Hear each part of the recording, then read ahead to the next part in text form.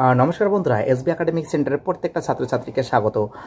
অনেক দিন ধরে আমাকে ছাত্রছাত্রী একটা প্রশ্ন জিজ্ঞেস করছে যে স্যার, বাড়িতে যদি যাই তাহলে মা বাবা সারাক্ষণ ঘ্যান ঘ্যান ঘ্যান ঘ্যান করে স্যার। স্যার কানের সামনে স্যার ঘ্যান ঘ্যান ঘ্যান ঘ্যান করে, এটা করিস না কেন, ওটা কেন করিস না, এটা কেন পড়িস না। তো দেখো, সত্যি কথা বলতে যে তোমাদের ভালো চায়। এই ঘ্যান ঘ্যান মানে এই নয় যে তোমাদের খারাপ চায় মা বাবা। মা বাবা সবসময় জন্য তোমার ভালো চায়, তাই ঘ্যান ঘ্যান করে।